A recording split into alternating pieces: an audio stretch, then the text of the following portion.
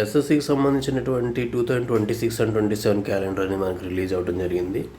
Present RRB preparation ఎవరైతే చేస్తున్నారో వీళ్ళందరూ కూడా మే మంత్ లోపలనే గ్రూప్ డీతో సహా అన్ని ఎగ్జామినేషన్స్ కంప్లీట్ అయ్యే అవకాశం ఉంది. కాబట్టి మే నుంచి కంప్లీట్ ఎస్ఎస్సికి సంబంధించినటువంటి అన్ని ఎగ్జామ్స్ యొక్క డేట్స్ అనేవి ఇక్కడ మనకి నియర్లీ మెన్షన్ చేయడం జరిగింది.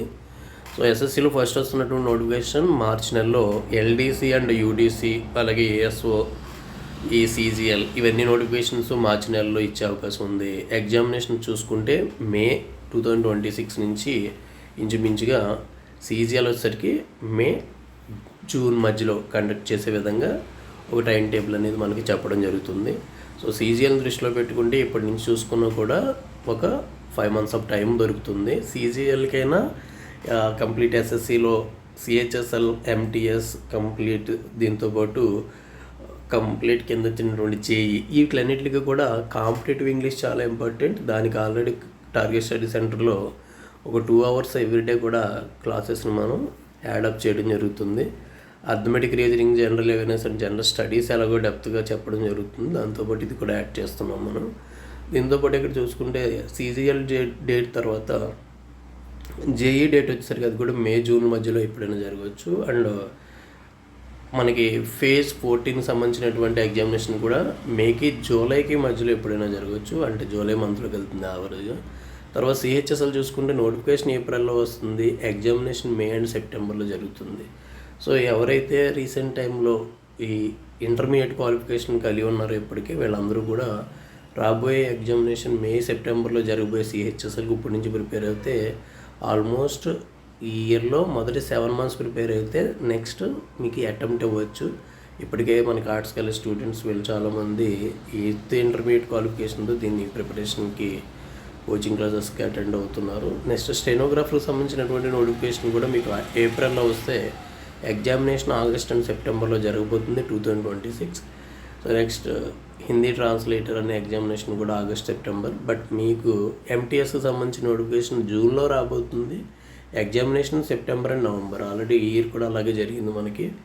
అండ్ దాంతోపాటు సబ్ ఇన్స్పెక్టర్ ఇన్ ఢిల్లీ పోలీసుకు సంబంధించినటువంటి కంప్లీట్ అది కూడా అక్టోబర్ నవంబర్లో ఎగ్జామ్ జరగబోతుంది.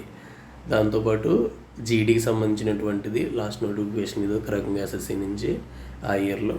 సో వచ్చే జనవరి అండ్ మార్చ్, ఇప్పుడు మనం జనవరిలో ఉన్నాం అంటే ఒక 1 year పాటు కంటిన్యూస్ ఎస్ఎస్సికి సంబంధించిన ఎగ్జామినేషన్స్ ఉంటాయి. కాబట్టి మీ క్వాలిఫికేషన్ ఏదైతే ఉందో ఆ క్వాలిఫికేషన్ దృష్టిలో పెట్టుకుని మీ యొక్క ప్రిపరేషన్ చేయండి. ప్రజెంట్ రాజమండ్రిలో కోచింగ్ సెక్షన్స్ మార్నింగ్ 9 to 12 ఏదైతే ఉందో ఇది రైల్వే వాళ్ళ కోసం మనం పెట్టినటువంటి టైం టేబుల్.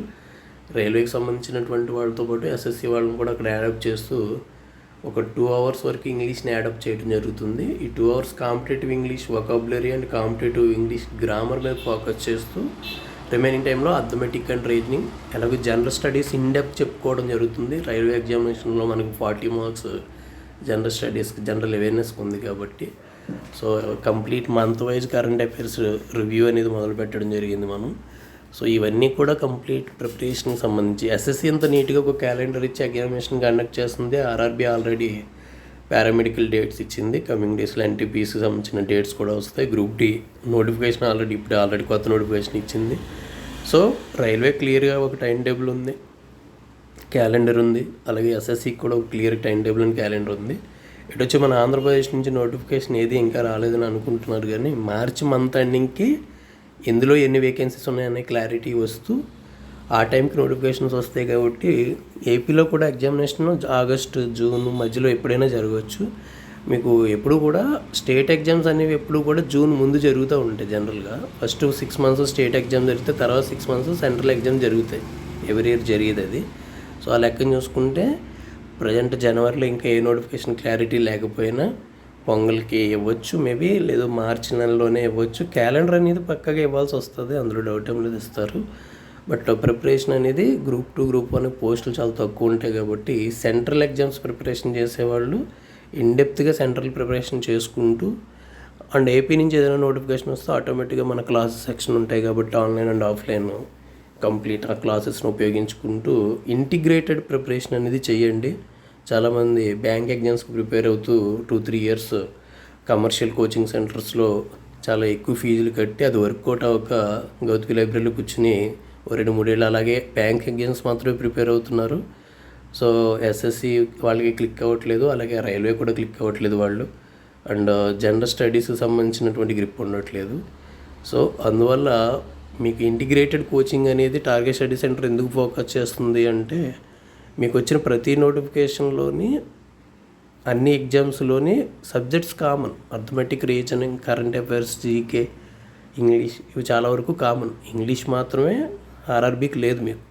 సో మీరు సబ్జెక్ట్ని పట్టుకోండి, వచ్చిన ప్రతి నోటిఫికేషన్ అప్లికేషన్ పెట్టుకోండి, and target study centre coaching సెంటర్లో ఇస్తున్నటువంటి క్లాసెస్ని ఉపయోగించుకుంటూనే, అండ్ టార్గెట్ స్టడీ సెంటర్ నుంచి కూడా హాస్టల్ ఫీజు అనేది మీకు బెటర్గానే ఉంటుంది. సో కోచింగ్ అండ్ హాస్టల్కి రెండింటికి అటెండ్ అయ్యే వాళ్ళకి ఫీజెస్ చాలా తక్కువ ఉంటాయి. సో రెండింటికి జాయిన్ అవ్వాలి కాబట్టి సో ఉపయోగించుకోండి, అది ఫేవర్ ఉపయోగించుకుని కంప్లీట్ కమింగ్ 2026 అండ్ 27 ఇంత క్లియర్ టైం టేబుల్ ఉంది కాబట్టి 26లో అన్నీ అచీవ్ అయ్యేలాగా ప్లాన్ చేసుకోండి. Have a nice day, all the best.